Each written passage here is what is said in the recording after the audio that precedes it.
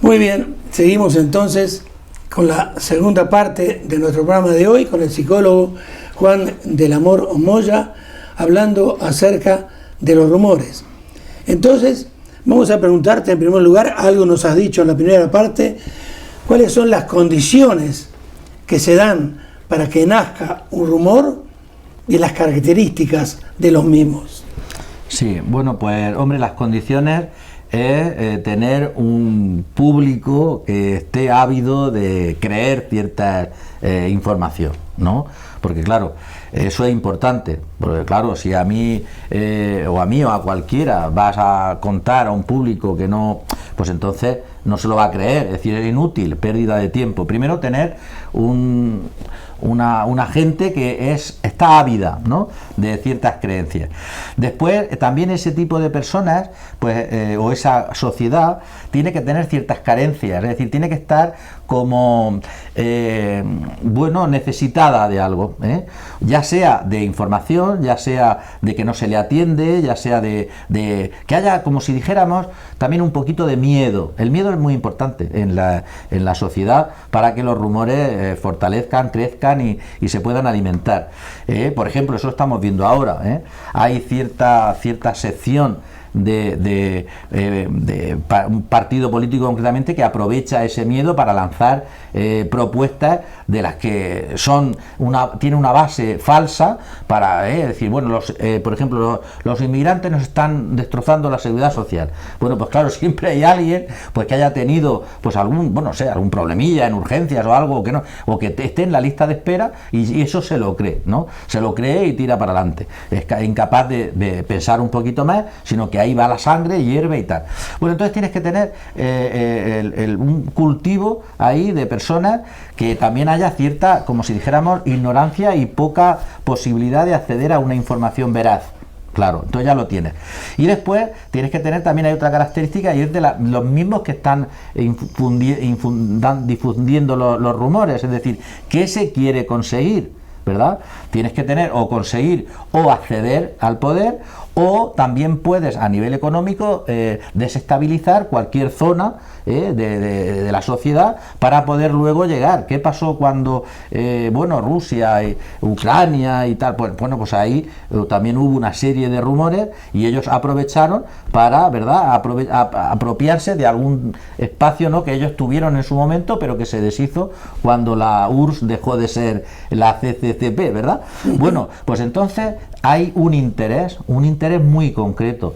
El interés, claro, lógicamente tiene que haber alguna persona detrás, algunas personas detrás, no es así en una entelequia, y entonces pues puede ser político, puede ser económico, puede ser pura desestabilización para que mañana me necesiten o para que mañana me aclamen, puede ser también para de esa forma lo que tradicionalmente ha sido poderlo destrozar. Es decir, si tradicionalmente ha sido estar en el poder un tiempo determinado y yo quiero perpetuarme, pues tendré que dar razones al ciudadano, a la sociedad, para que diga, mira, es que tú eres necesario, ¿no? Es que te necesitamos una persona, necesitamos un equipo, necesitamos un programa que esto nos mantenga, que nos defienda, ¿verdad?, del exterior, y que a la misma vez nos haga más importantes.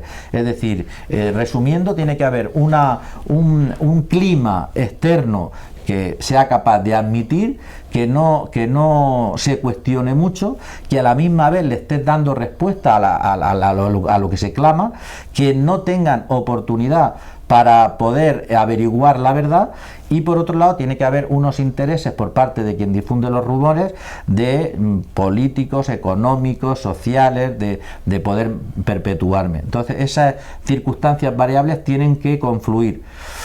¿Cuándo han confluido? Pues confluyeron en América, confluyen, por ejemplo, ahora por una cuestión ahora y antes, pero antes no había esos medios de palestinos, de judíos, en Siria, todo eso ahora mismo se está dando la clave, y ahora se va a dar una clave muy importante. Es verdad que, claro, nosotros tenemos elecciones aquí al Estado, a la comunidad autónoma, al ayuntamiento, pero es muy importante ahora, yo creo que todo el mundo mundo, bueno, de alguna manera podrá tener un poco de idea de que las elecciones a Europa son importantes. Lo que está pasando con el Reino Unido, con el Brexit, todo eso ahora se mueve un momento importantísimo, porque estamos hablando de sistema, estamos hablando no solamente de cultura, sino estamos hablando de poder. Y entonces tenemos que entender que ahora mismo hay potencias como Rusia, incluso América, que lo que le convendría sería una Europa débil. ¿Por qué? Pues para podérsela merendar. Se la están medio merendando, pero quisieran hacerlo mejor. A China mismo también le interesa una Europa débil. Entonces ahora viene muy bien el poder lanzar ese tipo de rumores de desestabilización, rumores de fomentar, pues por ejemplo, como en Cataluña, la independencia, porque cuanto más sectorizado en el sentido de espacios tengamos y de intereses, mucho mejor para otras potencias que sí que están unidas por la fuerza. Claro, porque en China está prohibido independizarse en China, en Rusia es prohibido, aquí todavía no se tiene claro, ¿verdad? Entonces esa debilidad a nivel de Europa viene muy bien, por eso yo creo que hay un miedo especial en este momento concreto. Hay un muchacho muy joven de aquí, de Sejín, que es meteorólogo. En algún momento dado me dijiste que lo entrevistara porque era un muchacho muy joven y muy inteligente. Sí. Lo trajimos 2 o 3 veces a nuestro programa, nos habló del cambio climático, nos habló un poco de cómo se puede controlar la climatología. Entonces, haciendo un parangón, yo te preguntaría, ¿se puede controlar un rumor? Bueno, es muy difícil eso. Se sabe que ahora con los medios de que existen se puede detectar, se puede intentar, y luego cuando ya el rumor llega a ciertos niveles se puede llevar al juzgado, pero ahora mismo incluso hay instituciones que están fomentando que estas situaciones se legislen. No es porque vaya a mejorar o no, pero es que realmente la legislación ahora mismo está en mantillas, nos ha pillado, como solemos decir, en bragas, a la sociedad, ¿verdad?, para defenderse. Es muy difícil controlar un rumor, es muy difícil porque en ocasiones, simplemente saliendo a la palestra y defendiéndote, lo que haces es darle cariz de importancia. Otras veces, si no sales, pues estás diciendo qué pasa aquí, porque por algo no saldrán. Entonces es muy difícil. Yo creo que cuando un rumor es capaz de salir al ciudadano, al público, a la sociedad, después es muy complicado de poderlo. Yo creo que cuanto antes se haga, es mi opinión personal, cuanto antes mejor, porque cuando no se corta desde el principio, ya va calando. Eso es como la lluvia de esta suave que va calando, y llega un momento en que ya todo el mundo lo creemos, sea verdad o sea mentira. Porque ¿quién no ha oído rumores sobre cualquier institución en España? Sobre la monarquía, sobre la corona, sobre este partido, sobre el otro, incluso a nivel personal de quién dirige los partidos. Y entonces uno ya se cree todo, se cree dónde tienen las casas que tienen, los títulos que son falsos.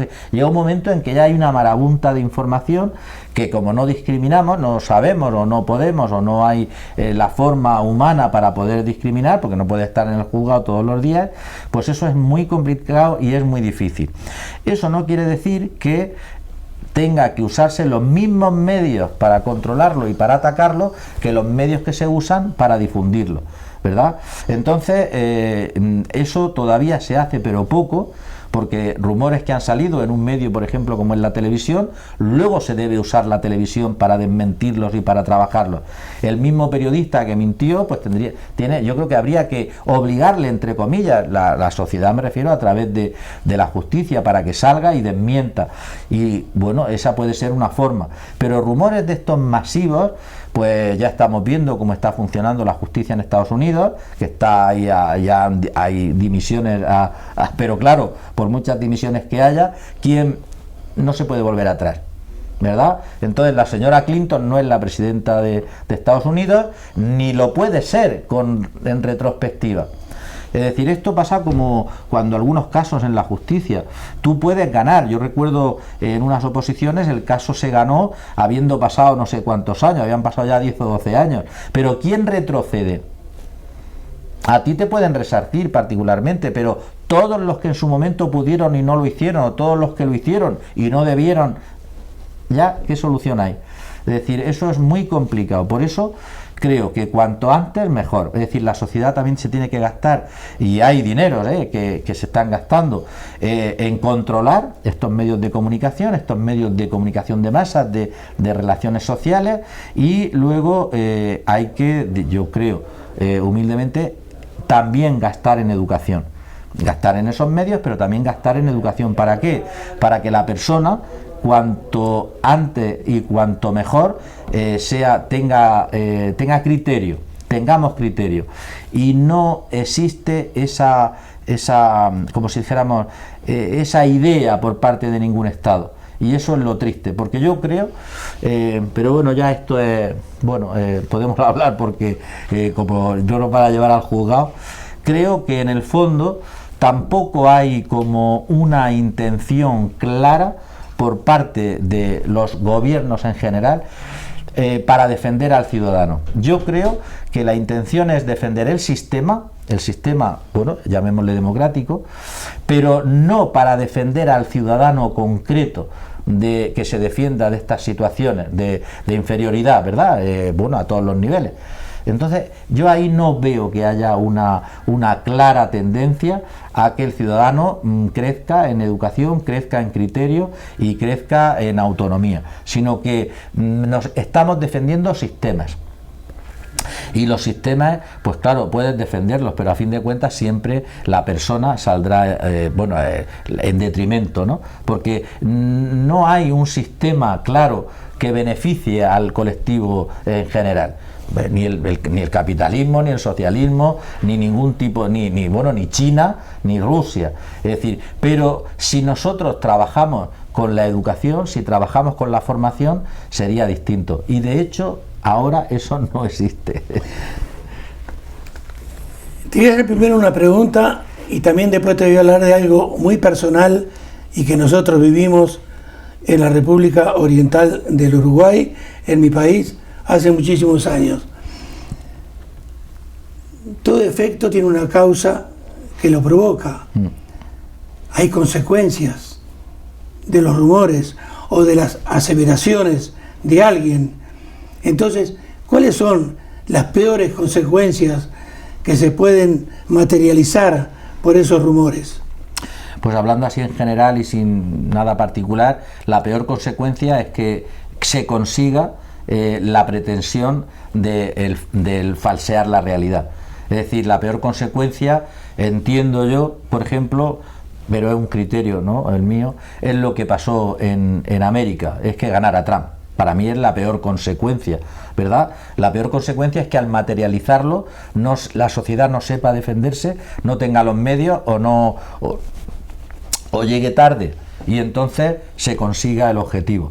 Esa es la peor consecuencia, ¿verdad? Y luego, si hablamos a nivel individual, pues la peor consecuencia es que la persona se hunda.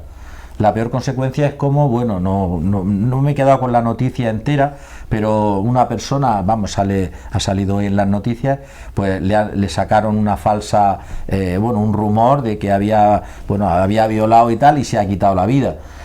Yo no sé si la cuestión es que se ha quitado la vida, no sé, porque no ha dado tiempo de saber si es verdad o es mentira. Es decir, si es a nivel personal, puede ser el hundimiento, puede ser el truncar un proyecto de vida, pero claro, también entendemos, cualquiera, que las personas no vamos solos. Al lado, junto, detrás y delante de una persona hay una familia. Hay amigos, hay personas en las que, se confía y que creen. Entonces, cuando a través de ese rumor, de esa falsedad, se trunca ese proyecto, está de alguna manera también, si no truncando, por lo menos influyendo negativamente en todo su contexto humano de esa persona.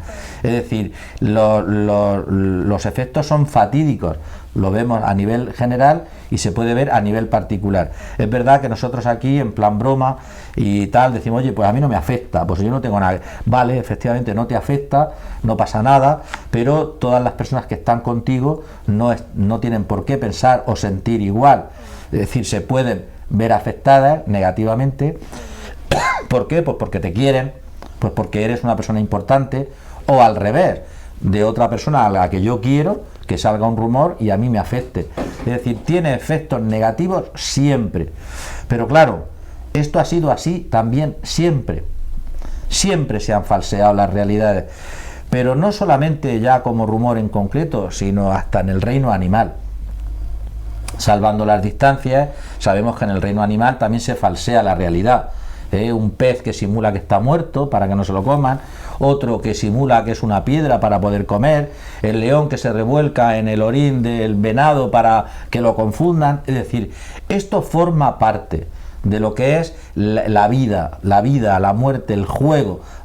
El problema, repito, para mí, entender, no es que esto lo puedas erradicar, que no lo vamos a erradicar, no se va a erradicar, se puede medio controlar, puede estar ojo a visor para que antes de que llegue a materializarse poderlo cortar, sino que el gran problema para mí, y no quiero hacerme pesado, está en la formación, en la educación de la persona, que sea la persona que aprenda y sepa discriminar información y discriminar qué me está viniendo, de dónde me viene y qué hay detrás.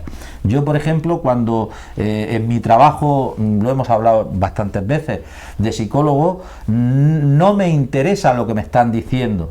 A mí lo que me interesa, si quieres ayudar, es qué hay detrás de lo que me están diciendo, qué hay detrás de esa palabra, qué hay detrás de ese lenguaje, qué hay detrás de esa pose, de esos gestos, de esas formas, qué me quieren decir. No ya si miente o no miente, que a veces mentimos y sin intención, sino si se quiere ayudar, ¿qué hay detrás? Bueno, pues nosotros, la sociedad, tiene que aprender a defenderse de esta manera, porque si no, todo forma parte del juego y del devenir, del día a día, de la vida, de la muerte, del quehacer, de la evolución, del cambio. Todo eso forma parte.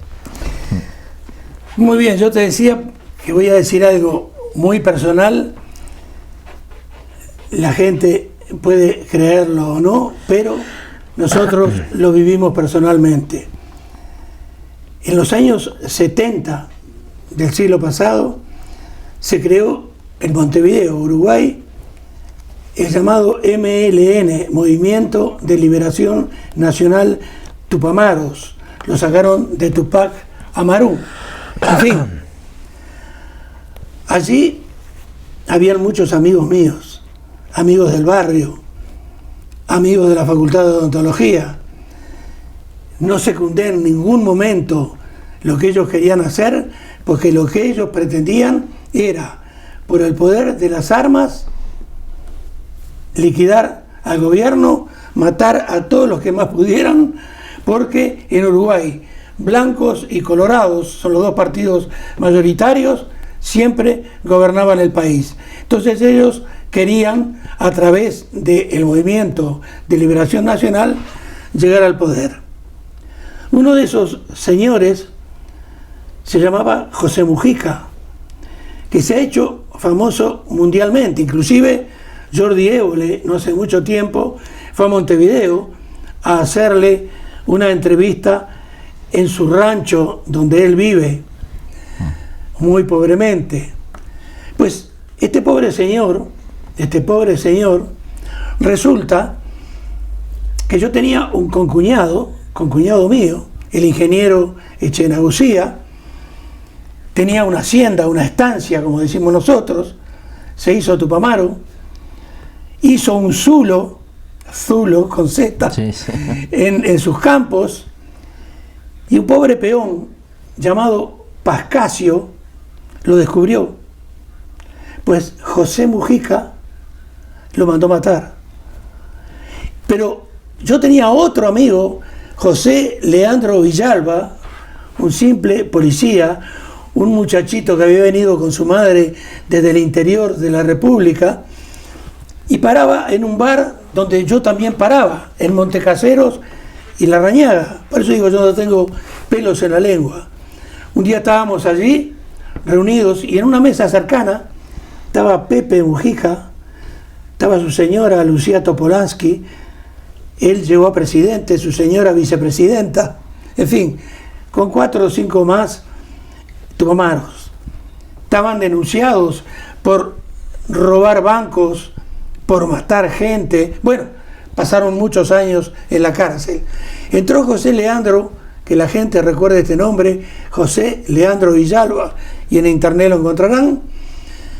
Entró José Leandro, lo vio, lo reconoció de una foto en su comisaría. Tenía tanto miedo que no sabía qué hacer, pero pudo más lo que él pensaba que era justo, denunciarlo. Llamó por teléfono, lo denunció, lo vinieron a buscar y a Pepe Mujica, a su mujer y a todos los que estaban allí, lo llevaron adelante nuestro, se lo llevaron.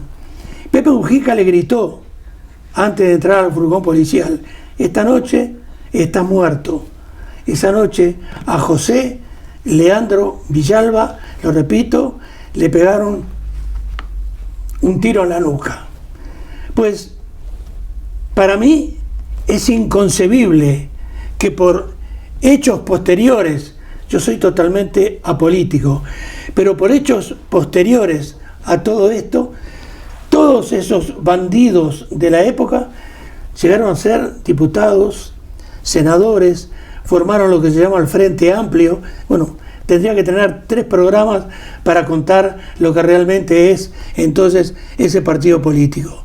Y así está hecho el mundo y nosotros realmente no podemos cambiarlo. Entonces, ¿qué importancia debemos darle, por ejemplo, a ese artículo, a esa nota, a esa entrevista que Jordi Évole le hizo a Pepe Mujica en Montevideo, sin preguntarle lo que había pasado en los años 70?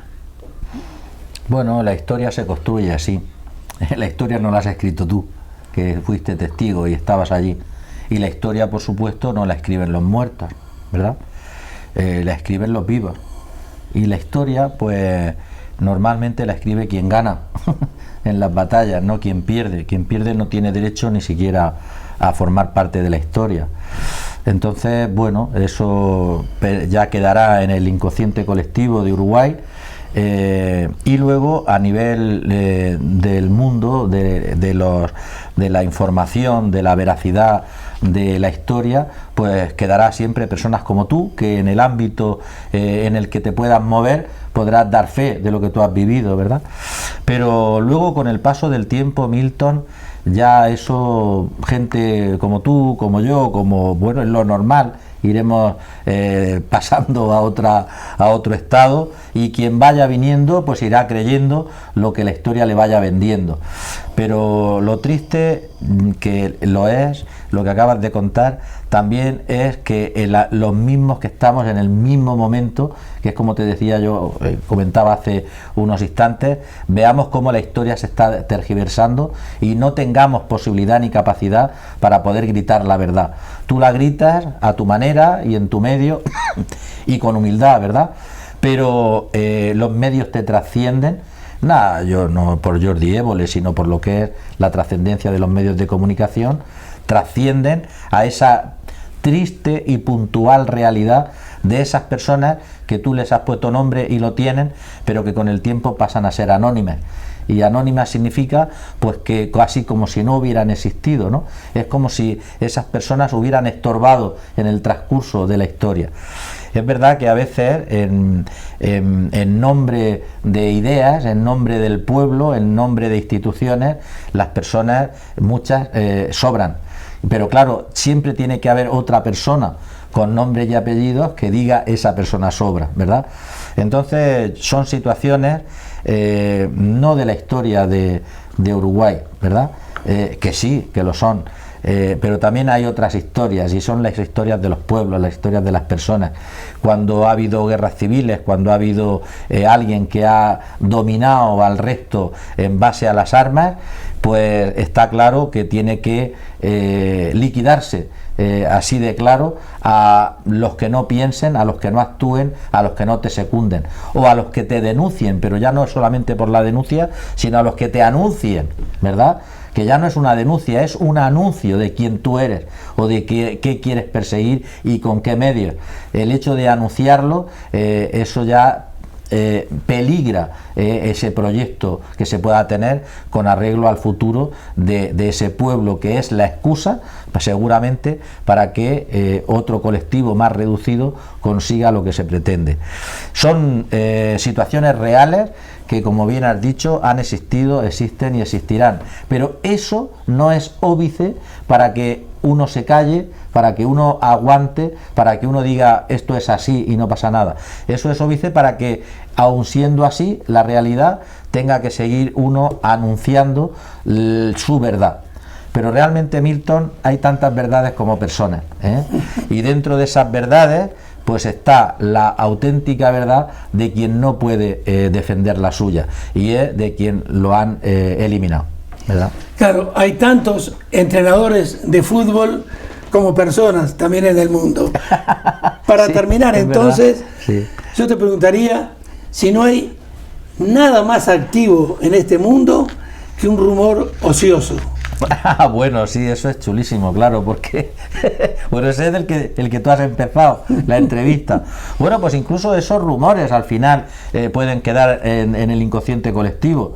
Yo ahora estoy recordando un programa hace ya muchísimos años, igual te acuerdas tú, de aquí de España, que salió un rumor sobre un cantante, Ricky Martin, me parece que era, que quisieron entrar a la habitación de una muchacha, de una hermana, no sé qué. Bueno, pues eso no fue verdad, que fue ocioso seguramente, y hoy ¿quién no cree que eso pasó? Bien, realmente no creo que les afectara, ¿no? La muchacha nadie se acordará de quién es ni dónde está, pero sí existen también esos rumores ociosos. ¿Por qué? Pues porque el ser humano, su capacidad de inventiva y de sorprender es ilimitada. Lo triste es que se gaste energía en este tipo de cosas, ¿verdad? Muy bien, muchas gracias, Sí. Juan.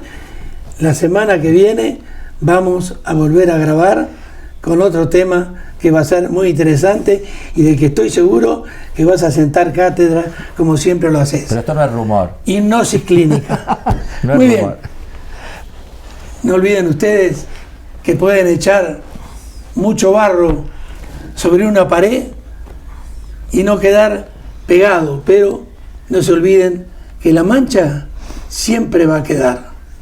Hasta la semana que viene.